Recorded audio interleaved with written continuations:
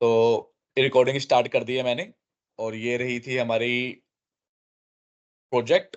इस प्रोजेक्ट में रिपोजिटरी हमारा एक हमने नई सीक्वल रिपोजिटरी बना ली थी। बेसिकली स्टेप क्या किए थे, बहुत ही सिंपल स्टेप थे। पहले तो डिपेंडेंसी जो थी वो डिपेंडेंसी डाउनलोड कर ली थी।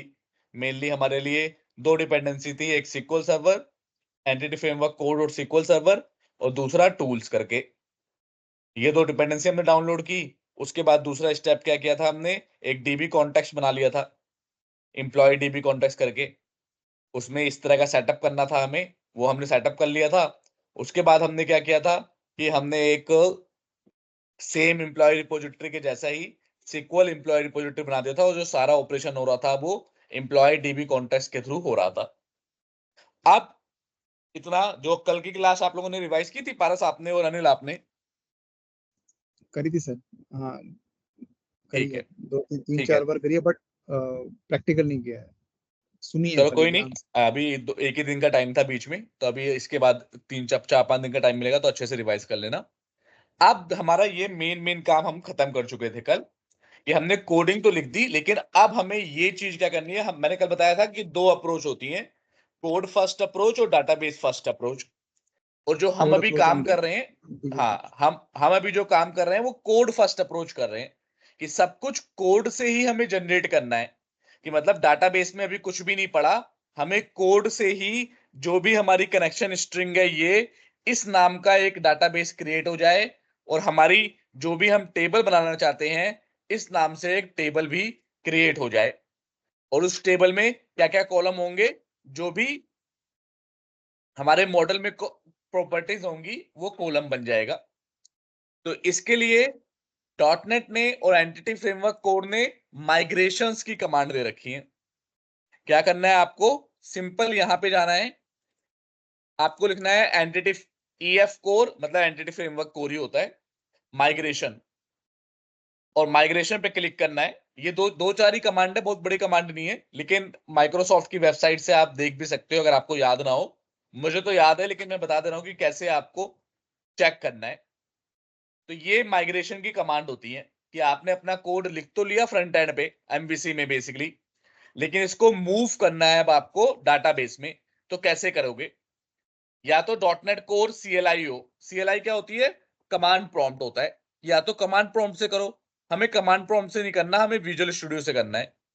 तो पहली कमांड क्या करनी है, ऐड माइग्रेशन इनिशियल क्रिएट, एक माइग्रेशन बनाना है जिसका नाम रखना है इनिशियल क्रिएट। नाम कुछ भी रख सकते हो, लेकिन हम इनिशियल क्रिएट रखेंगे जैसे इन्होंने बताया है। बनाते कहां पे हैं, व्यू में जाओगे, और हमारा यहाँ पे एक आएगी विंडो,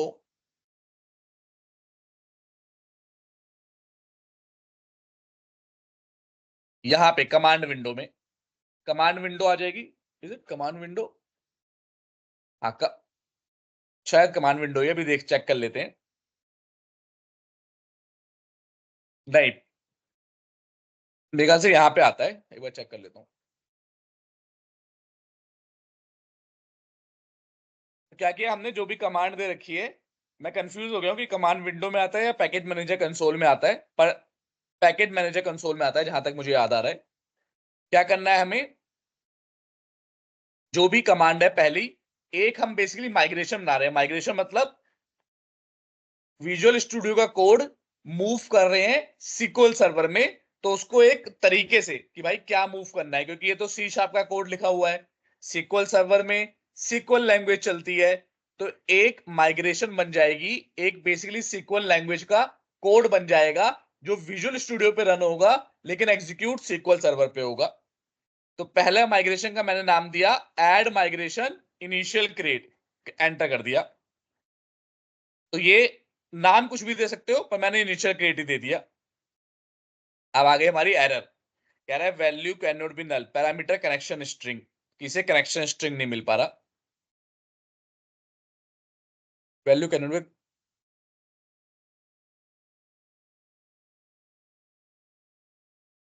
चेक करते हैं कि हमारा कनेक्शन स्ट्रिंग किसे क्यों नहीं मिल रहा। प्रोग्राम में जाते हैं, कनेक्शन स्ट्रिंग हमने लिखा हुआ है,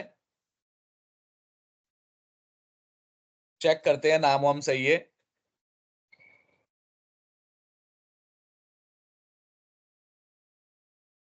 नाम भी सही है हमारा,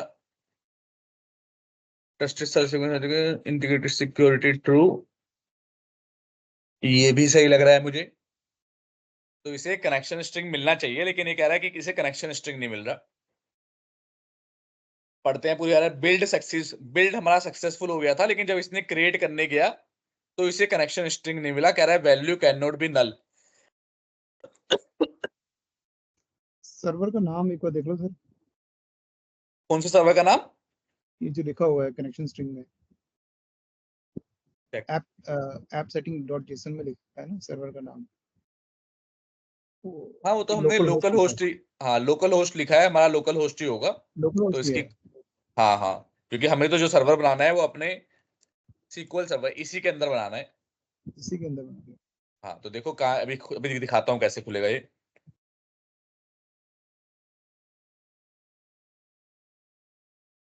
लोकल होस्ट, यही कनेक्टिविटी दे रहे हैं बेसिकली। कोई नहीं, एरर पढ़ते हैं पहले, एरर को समझने की कोशिश करते हैं, इससे हमारा हमारा बेसिकली एरर को समझने का तरीका भी क्लियर होता है। क्या है, सिस्टम डॉट आर्गुमेंट नल एक्सेप्शन वैल्यू पैरामीटर, तो इसे कनेक्शन स्ट्रिंग नहीं मिल पा रही। नीचे देखते हैं कहाँ पे नहीं मिल पा रही। Value can not be null, parameter connection string. Connection string का कहीं हमने पैरामीटर दिया है जो इसे वैल्यू नहीं मिल पा रही। ये भी सही लिखा है हमने, यहाँ पे भी सही लिखा है सब।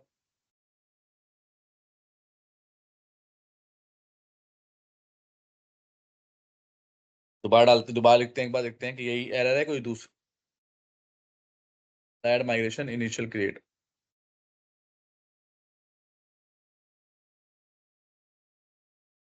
सेम एरर आ रही है कि connection system dot argument null exception, connection string जो पास कर रहे हैं वो उसे मिल नहीं रहा। बट ऐसा क्यों हो रहा है? क्योंकि हमने तो कनेक्शन स्ट्रिंग दी हुई सर है। ये एक ना एक कॉमा लगा हुआ है, कॉमा तो नहीं मिसिंग है, एक बार ये ऐप सेटिंग में जाइए मेरे को, ऐप सेटिंग में जाता हूँ। ये ना करली ब्रैकेट के बाद कॉमा लगा हुआ ऊपर कनेक्शन स्ट्रिंग के ऊपर, कनेक्शन स्ट्रिंग के ऊपर नहीं, ये तो हाँ ये ये वाले, को नहीं नहीं नहीं, ये इससे तो लगा है कोई इसके, जो हमने कनेक्शन स्ट्रिंग बनाई है इसके बाद कॉमा नहीं है, कुछ ऐसा कोई दिक्कत तो नहीं? अच्छा, गड़बड़ ये नहीं है। नॉट दिस लॉगिन, वन, इससे ऊपर वाला। ओ हाँ, शायद हमारा एक गड़बड़ मुझे दिख रही है, वो ये है कि हमने लॉगिंग के अंदर ही डिफाइन कर दिया, इसके बाहर करते हैं। ये गड़बड़ लग रही है मुझे। देखो लॉगिंग का कर्ली ब्रैकेट यहाँ पे खत्म हो रहा है, और वो लॉगिंग की इंफॉर्मेशन बता रहा था, कनेक्शन स्ट्रिंग की इंफॉर्मेशन बाहर आनी चाहिए। तो जहां तक है ये गड़बड़ है। बिल्ड करते हैं दोबारा से। कोई दिक्कत नहीं है। क्योंकि ये लॉगिंग की इंफॉर्मेशन है और ये हमारी कनेक्शन स्ट्रिंग की इंफॉर्मेशन है, दोनों को अलग अलग होना चाहिए ना। मोस्ट प्रोबेबली यही गड़बड़ है, बट लेट्स सी। नीचे आते हैं, CLS मतलब क्लियर स्क्रीन कर देता है। दोबारा से चलाते हैं, देखो चल गया।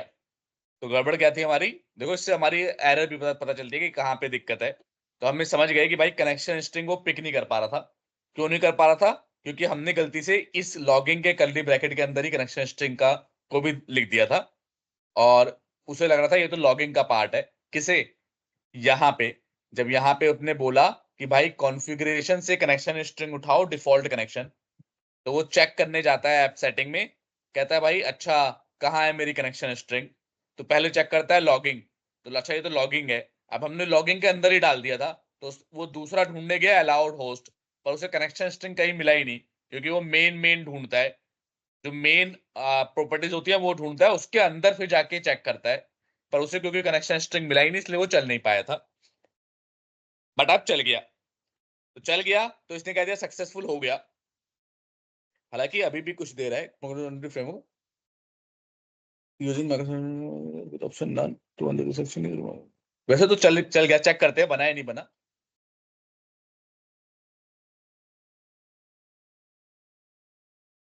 हाँ देखो बना दिया इसने।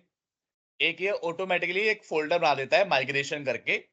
इस माइग्रेशन के अंदर ये बेसिकली वो कमांड लिखेगा कि आपके एमवीसी को पूरा रीड करेगा जो भी आपने कोड लिखा हुआ है, और उसे सीक्वल सर्वर में जो कोड चलाना है वो कमांड लिख देता है। जैसे यहां पे डबल क्लिक करता हूं तो इसने देखो सीक्वल सर्वर की कमांड लिख दी।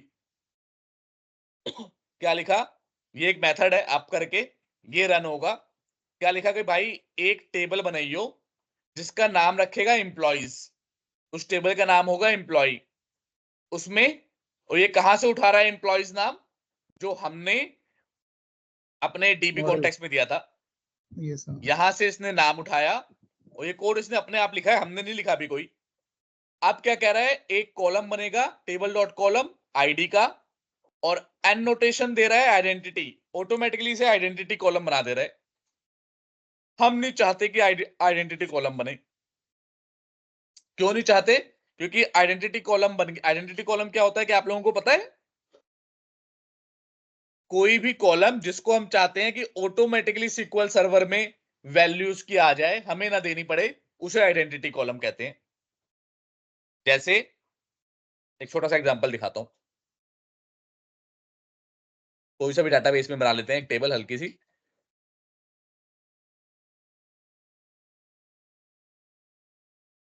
ठीक है, क्रिएट टेबल, टेस्ट टेबल नाम रख दे रहा हूं।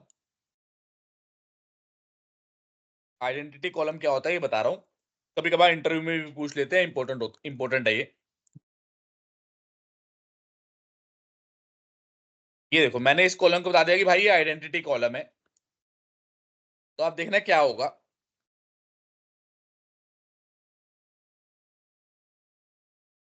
टेबल क्रिएट हो गई।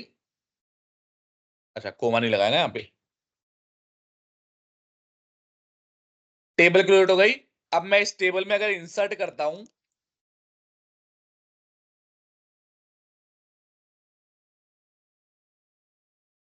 तो मुझे आईडी की वैल्यू देने की जरूरत नहीं है। मैंने कह दिया आईडी 1 से शुरू होगा और एक एक नंबर अपने आप बढ़ता रहेगा।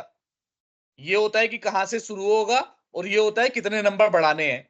अगर यहाँ पे 10 लिखा होता तो 10 से शुरू होता, और ये एक मतलब पहला 10 होगा, दूसरा 11, तीसरा 12। अगर यहाँ पे 5 लिखता तो पहला 10, फिर 15, फिर 20, फिर 25।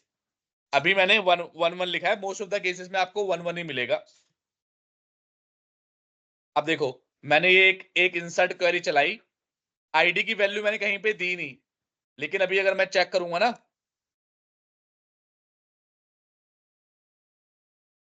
तो ऑटोमेटिकली आईडी की वैल्यू देखना आ गई होगी, ऑटोमेटिकली 1 वैल्यू आ गई। अगली वैल्यू डालता हूं,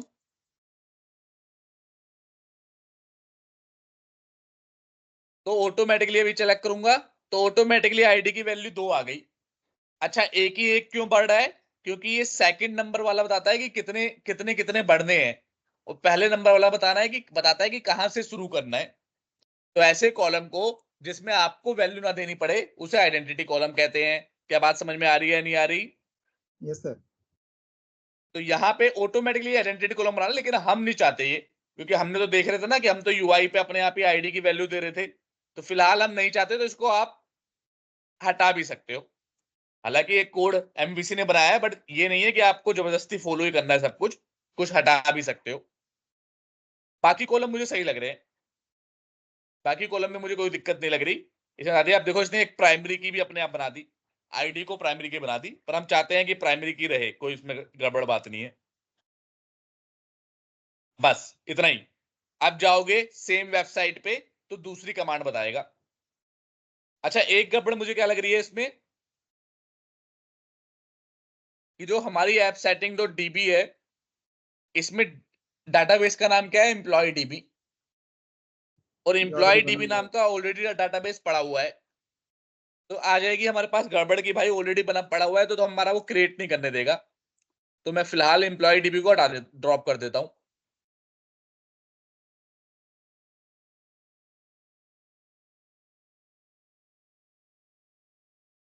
ओ अच्छा देखो, एक एक कह रहा है, ये भी देखो, कह रहा है आप ड्रॉप नहीं कर सकते, क्यों?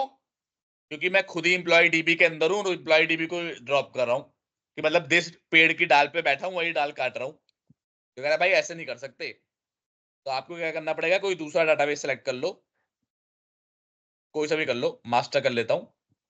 आप करोगे तो आप हो जाएगा, हो गया। रिफ्रेश कर लेते हैं, अपना डाटाबेस गायब हो गया। अब हमें कोई दिक्कत नहीं आएगी, अब हमारी क्योंकि सेम डाटाबेस भी बनेगा तो भी कोई दिक्कत नहीं आएगी। वापस आते हैं, अपनी वही कमांड चेक करते हैं, माइक्रोसॉफ्ट ने क्या कमांड दी है। अभी तक माइग्रेशन बनी है, अभी कोड एग्जीक्यूट नहीं हुआ। अभी तक क्या किया इसने, खाली माइग्रेशन को बनाया, कोई भी कोड अभी एग्जीक्यूट नहीं हुआ।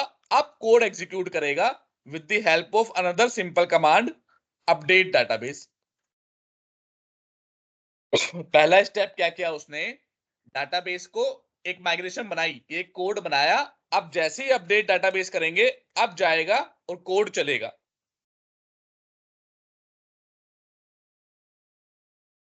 यहां पे नहीं, package manager console, update database enter कर दो। अब वो चेक करेगा हमारी कनेक्शन स्ट्रिंग वगैरह सही है या नहीं है। अगर कहीं कनेक्शन स्ट्रिंग में गड़बड़ होगी तो एरर देगा। लेट्स सी एरर देता है या नहीं देता। दे दी इसने ऑलरेडी, नहीं डन हो गया, कोई एरर नहीं दी। इसने वो सारा कोड उठाया और एग्जीक्यूट कर दिया। अब आप यहां पे आओगे, रिफ्रेश करोगे इसे, तो एम्प्लॉय डीबी नाम का डाटाबेस फिर से आ गया। आप अंदर जाओगे तो इसने ऑलरेडी टेबल भी बना दी होगी। रिफ्रेश करोगे टेबल को तो एम्प्लॉयज नाम की टेबल ऑलरेडी बन चुकी है। उसके साथ साथ एक और टेबल बना देता है माइग्रेशन हिस्ट्री की, कि आप जब जब चेंज करते रहो तो वो पूरी हिस्ट्री यहां पे दिखा भी देगा। ये है ना, यहाँ पे अपना डाटाबेस सेलेक्ट कर लेते हैं।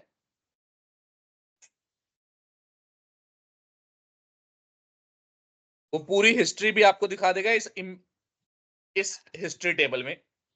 तो बेसिकली ये हेल्प करता है आपको कि आप अगर चेक करना चाहो कि कब क्या चेंज किया है, तो यहाँ पे भी with the help of this table वो मेंटेन करता रहता है। कुछ हैंग सा हो गया, कोई नहीं, यहाँ पे आके मूव करते हैं। फिलहाल के लिए दिखाऊंगा अभी टेबल, थोड़ा ये हैंग हट जाए। अच्छा हट गया,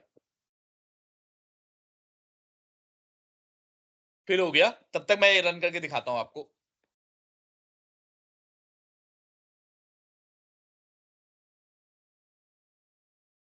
रन करेंगे तो कोई एरर नहीं आई, लेकिन डाटा जीरो है। क्यों है भाई जीरो, क्योंकि अभी तक तो हमने कोई डाटा क्रिएट ही नहीं किया ना। अभी तो खाली टेबल क्रिएट की है, डाटा कोई भी हमने क्रिएट नहीं किया, इसलिए डाटा कुछ भी नहीं आ रहा। लेकिन व्यू यू सब आ रहा है, तो इसका मतलब हमारा काम जो है वो सक्सेसफुल हो चुका है। यहां पे लिख लेते हैं यूज एम्प्लॉय डीबी।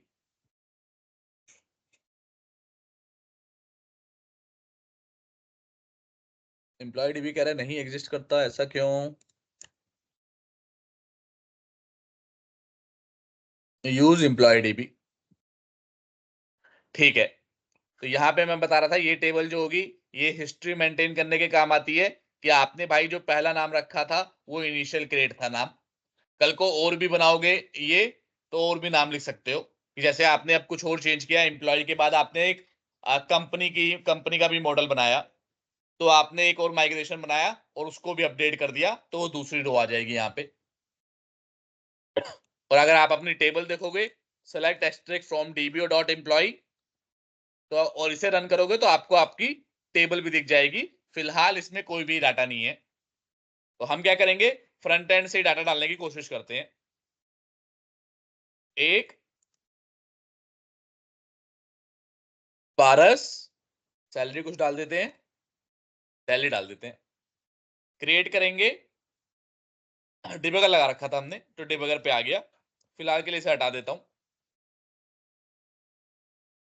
तो ये देखो डाटा क्रिएट हो गया यहाँ पे। और अगर अपने डाटाबेस में अब चेक करेंगे रन करके, तो एक नंबर का डाटा भी आ गया।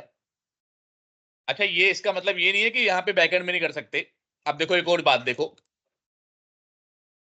अगर बैकएंड में किसी ने डाल दिया डाटा,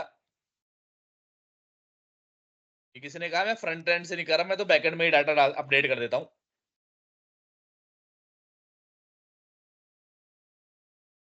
तो शिवानी कुछ सैलरी डाल दो और सिटी डाल दो पंजाब, चंडीगढ़। किसी ने अगर बैकएंड में भी डाटा डाल दिया तो भी वो कनेक्टेड है, तो भी अगर ये एग्जीक्यूट हो गया, अगर अब आप इसको सीधा रिफ्रेश कर दो तो ये देखो दूसरी रिकॉर्ड भी आ गया। बाकी सब चीजें सेम है, डिटेल्स करोगे डिटेल्स आ जाएगा, बैक टू लिस्ट करोगे बैक पे चले जाओगे, एडिट करोगे शिवानी की जगह कुछ और चेंज करना चाहा, अंकित लिखना चाहा तो अंकित भी सेव हो जाएगा। डिबगर लगा रखा है लेकिन डिबगर की हमें जरूरत नहीं है क्योंकि डिबग सब कुछ करके दिखा चुका हूं आपको लिस्ट वाले में। सेम डिबग वाला काम यहाँ पे भी रहेगा। तो शिवानी, उसकी शिवानी की जगह अंकित आ गया।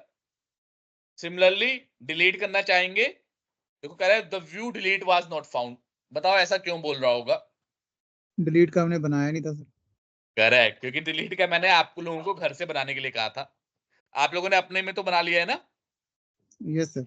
हाँ जी सर। ठीक ठीक है, तो इसका मतलब जब आप लोग डिलीट करोगे तो आपका डिलीट हो जाएगा, मेरे में नहीं हो रहा क्योंकि मैंने तो बनाया ही नहीं, मैंने आप लोगों को होमवर्क दिया था ये। ठीक है, सर ये तो जो भी यही जो भी स्टेप हम कर रहे हैं, चाहे फ्रंट से कर रहे हैं चाहे बैकएंड से कर रहे हैं, माइग्रेशन हिस्ट्री वाले टेबल में जाके हर एक स्टेप कैप्चर होता है। नहीं, हर एक स्टेप यहाँ का कैप्चर नहीं होगा, सिर्फ और सिर्फ वो स्टेप कैप्चर होंगे जब आप बनाओगे यहाँ पे। जब आप, कहाँ गया हमारा वाली स्क्रीन, कहाँ गई, यहाँ से ले लेते हैं। जब आप बेसिकली यहाँ पे ऐड माइग्रेशन लिख के वो स्क्रीन वो काम करोगे तब, जैसे मैं बताता हूँ, अभी बताता हूँ कैसे होगा, अभी दिखाता भी हूँ। वो है ना कंसोल स्क्रीन, कहाँ गई, सारी स्क्रीन यहाँ से आप चेक कर सकते हो। कहीं कहीं होगी हमारी,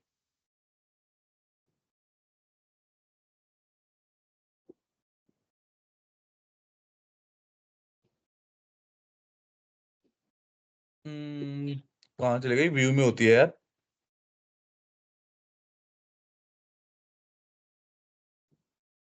अदर विंडोज,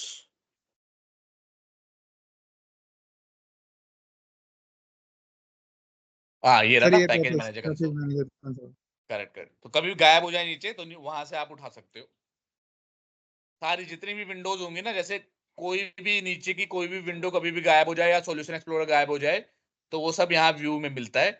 जो मेन मेन है वो तो ऊपर ही दिख जाते हैं, जैसे सॉल्यूशन एक्सप्लोरर ऊपर दिख जाएगा, सर्वर एक्सप्लोरर जब गिटहब सिखाऊंगा तो उसमें काम आएगा ये, तो ये सब तो ऊपर ही दिख जाएगा, और जो ऊपर नहीं दिखेगा वो अदर विंडोज में जाके यहाँ पे मिल जाएगा। तो आप कह रहे थे कि क्या सारी हिस्ट्री मेंटेन होती है, तो आंसर है नहीं, जब जब हम ऐड माइग्रेशन करेंगे तब तब मेंटेन होगा।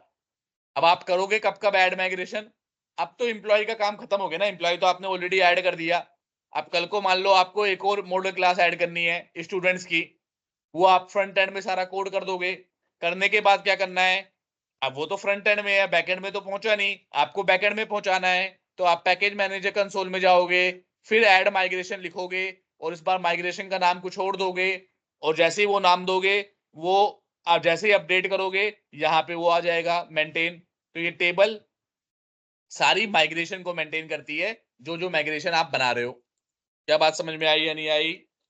मीन्स माइग्रेट में जो भी थर्ड पार्टी एप्लीकेशन से डीबी में कर रहा हूँ उस चीज को ये हिस्ट्री, उस चीज की हिस्ट्री मेंटेन करती है। Third party means visual basic से जो भी मैं माइग्रेट कर रहा हूँ एसक्यूएल में उस चीज को करती है सिर्फ। हाँ, विजुअल स्टूडियो से जो भी पैकेजेस को, माइग्रेट कर रहे हो। पैकेजेस को करती है सिर्फ, यहाँ ये करेक्ट समझिए। Correct, only only this packages, जो भी सिर्फ दो जगह मेंटेन होगा, एक तो यहाँ पे भी मेंटेन होगा, इसके साथ साथ विजुअल स्टूडियो में भी मेंटेन होगा। यहाँ पे भी जैसे जैसे आप माइग्रेशन डालते रहोगे, देखो यही चीज बेसिकली सेव हो रही है, कोई अलग चीज नहीं हो रही, कंपेयर करोगे तो दोनों एक ही चीज होगी। वैसी वैसे एक नई नई फाइल यहाँ पे भी बनती जाएगी, सर दो एक फाइल नया बनती मॉडल, है। हाँ, जी एक ये बताइए, आप बनता बताइए। है और एक ये बनता है, देखो एक फाइल, इस फाइल में ज्यादा आपको चेंज वेंज करने की जरूरत नहीं पड़ेगी, बट ये वही चीज बता रहा है कि देखो कि भाई मॉडल का नाम क्या है, जिसकी जैसी प्रॉपर्टी बनानी है, ये है मॉडल का नाम हमारा। ये तो खाली वर्जन बता रहा है, हमने यही वाला वर्जन डाउनलोड किया था, ये सब चीजें। फिर बता रहा है भाई इसकी प्रॉपर्टी आईडी है, तो हमें इंटीजर नाम का कॉलम लेना है, तो ये सब चीजें बनाता है। तो बेसिकली ये कोड क्या किया, एंटिटी फ्रेमवर्क ने आपके लिए ऑटोमेटिकली लिख दिया। जब एडीओ डॉट नेट था तो आपको ये सारा कोड अपने हाथ से लिखना पड़ता था, सेम एग्जैक्टली ऐसा नहीं, कोड वो अलग होता है, लेकिन बेसिकली पर्पस उसका यही था कि टेबल बना के एंटर करना है, डाटा लेके आना, ये सारा कोड ADO.NET के टाइम पे आपको अपने आप से लिखना पड़ता था।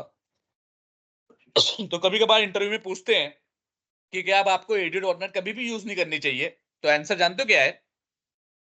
आंसर है करना चाहिए। आपकी रिक्वायरमेंट के ऊपर डिपेंड है।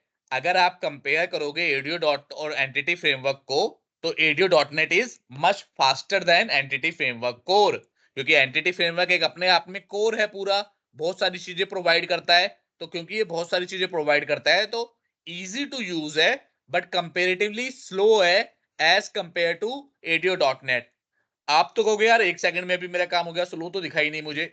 तो अभी तो क्योंकि आप एक छोटा सा आपने एक पेज की एप्लीकेशन बनाई है, मान के चलो जब 1 लाख रिकॉर्ड आपको फ्रंट एंड से बैक एंड में कोई 1 लाख रिकॉर्ड सेव करने हैं, उस केस में एक स्पीड का कंपैरिजन होता है। जहां पे छोटे ही छोटा वर्कलोड हो, वहां पे कोई कंपैरिजन नहीं है। वहां पे चाहे ADO.NET यूज करो, चाहे एंटिटी फ्रेमवर्क को यूज करो, आप कुछ दोनों से काम कर सकते हो।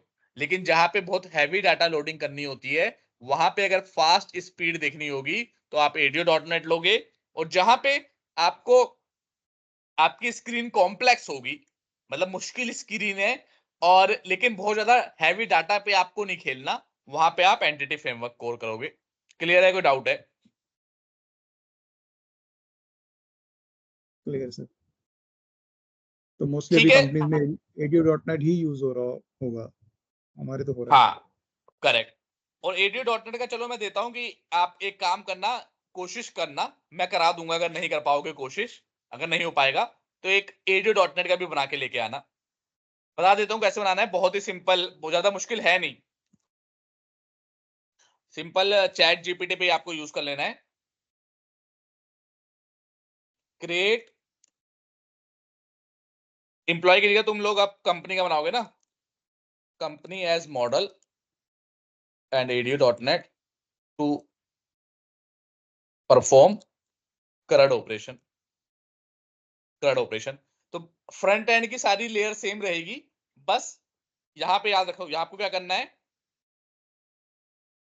कहां गया हमारा, रिपोजिटरी बनानी है। ये रिपोजिटरी थी भाई सीक्वल वाली, हालांकि ये भी सीक्वल से कनेक्टिविटी रहेगी, बट आप चाहना आप एक अलग रिपोजिटरी बना लेना, उस रिपोजिटरी का नाम लिख लेना सीक्वल ADO एम्प्लॉय रिपोजिटरी। और सारे ऑपरेशन फिर ये जो बताएगा वो कर देना। Create company edge model and ADO.NET to perform CRUD operation using C# and .NET core. देखो ये अपने आप ही सारा सब कुछ सारा मेथड बता देगा, बहुत मुश्किल नहीं है।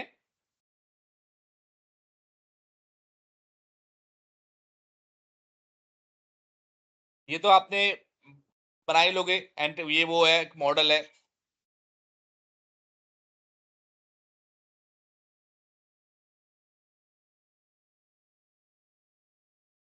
ये कर लूंगा सर, ये कर लूंगा आगे। मैंने इसकी हेल्प से वो जो प्रोग्राम की बात करी थी आपसे, वो पूरा प्रोग्राम लिखा है इसकी हेल्प से। करेक्ट। तो आप लोगों को भी पारस, आप भी एक बार पढ़ना ही नहीं, और कोई मुश्किल को ये मत समझना कि बड़ा मुश्किल है, क्या लिखा हुआ है क्या लिखा है, कभी घबराना मत। पढ़ने की कोशिश करना, अपने आप ही समझ में आएगा, नहीं आएगा तो मैं बता दूंगा कि क्या चीज पर्टिकुलर समझ में नहीं आई। पर इसमें यह है कि जो कोड एंटिटी फ्रेमवर्क आपको बनाया दे देता है, इसमें आपको लिखना पड़ता है। ये तो ऊपर थोड़ा बहुत समझा देता हूँ चलो। ये तो मॉडल है, इसमें तो कोई कुछ चेंज है ही नहीं, जैसे एम्प्लॉय मॉडल था वैसे कंपनी मॉडल है। अब क्या कह रहा है कि भाई डाटाबेस ऑपरेशन के लिए एक अलग से फाइल बनाओ। जो ये माइग्रेशन वाली फाइल आपकी ऑटोमेटिकली जनरेट होती है, उसको इसने अलग से फाइल बनाई है। यहाँ पे आपकी कनेक्शन स्ट्रिंग लिख दी है। कनेक्शन स्ट्रिंग आप अपना उसमें लिखना है, आप ऑलरेडी आपने बना रखी है ऑलरेडी कनेक्शन स्ट्रिंग। आपको यहाँ पे अलग से कनेक्शन स्ट्रिंग नहीं लिखनी, आप ऑलरेडी ऐप सेटिंग में आपने कनेक्शन स्ट्रिंग यूज कर रहे हो, उसी को इस्तेमाल करना है। अब जो मेन है वो ये ऑपरेशन है। देखो कंपनी रिपोजिटरी देखो आ गया ना, रिपोजिटरी में इसने ऑपरेशन बना रखे हैं ये सारे। तो ये सारे ऑपरेशन आपको बनाने हैं और समझना है, जैसे कि कैसे होता है। वहां पे ऑटोमेटिकली कनेक्शन क्रिएट सब हो गया, यहाँ पे हमें एक कनेक्शन बनाना पड़ा। कनेक्शन मतलब जो कल बताया था कि भाई ये MVC है, ये SQL सर्वर है। अब दोनों आपस में बात कैसे करेंगे, तो कनेक्शन बनाना पड़ता है, एक कनेक्शन बनता है, तो ये डाटा जाएगा, डाटा वापस आएगा, और काम होने के बाद कनेक्शन को बंद करना भी जरूरी होता है, वरना सिक्योरिटी इशू हो जाता है, वरना कल को कोई चोर हो आएगा, आपका डाटा उठा चुरा ले जाएगा। तो इन्होंने देखो क्या लिखा है, कनेक्शन को पहले बनाया, कनेक्शन को यहां ओपन किया, फिर एक क्वेरी लिखी, जैसे हम इन SQL सर्वर में क्वेरी लिखते हैं वैसे क्वेरी लिखी, फिर एक SQL कमांड नाम की चीज को इस्तेमाल करके काम कर लिया, खत्म। आप कहोगे कनेक्शन क्लोज तो कहीं किया ही नहीं। तो जब यूजिंग के अंदर लिखते हैं ना, यूजिंग के अंदर कोई भी चीज लिखते हैं, तो जैसे ही यूजिंग वाला कर्ली ब्रैकेट खत्म होता है, ऑटोमेटिकली कनेक्शन बंद हो जाता है, ऑटोमेटिकली कनेक्शन का ऑब्जेक्ट मर जाएगा। तो ये एक बार पढ़ना, कहीं पे डाउट हो तो फिर मुझसे पूछना। कर लोगे पारस, और आप भी तनुश्री? हाँ जी सर। पर पहले तो एंटिटी फ्रेमवर्क वाला ही, हाँ अभी तो आपको ये एंटिटी फ्रेमवर्क वाला ही रिवाइज करना है। अगर वो नहीं किया पहले, तो पहले इसको रिवाइज करो, उसके बाद वो ADO.NET का नेक्स्ट स्टेप है। ठीक है, अब हम क्या करेंगे नेक्स्ट क्लास में, ADO.NET वाला कंप्लीट कर लेंगे और मूव करेंगे वेब एपीआई, करंट ऑपरेशन करेंगे वेब एपीआई के साथ। वेब एपीआई हमारे कोर्स में है नहीं, लेकिन मैं फिर भी बताना चाह रहा हूँ वेब एपीआई की दोनों एक ही चीज होती है, ये दिखाना चाह रहा हूँ आपको। तो वेब एपीआई का भी मैं कराऊंगा पूरा करंट ऑपरेशन, तो जिससे कि कभी कोई इंटरव्यू में पूछे एपीआई पे काम किया हुआ है तो आपने किया हुआ है। बेसिकली अगर आप बस इसी एप्लीकेशन में HTML का पार्ट हटा दो तो वेब एपीआई बन जाती है। तो एक ऑपरेशन वो करेंगे, उसके बाद वापस MVC पे आएंगे और जो रिमेनिंग चीजें हैं वो कंप्लीट करेंगे। क्लियर है, कोई डाउट है? क्लियर है सर। ठीक है, आज के लिए बस इतना ही, शॉर्ट एंड सिंपल क्लास थी। इसे प्रैक्टिस करो, 4-5 दिन है आपके पास। क्लास छोटी है लेकिन आपके पास कंटेंट ज्यादा है प्रैक्टिस करने के लिए ना, तो प्रैक्टिस करना और फिर बताना मुझे नेक्स्ट क्लास में कोई इशू या दिक्कत आए तो।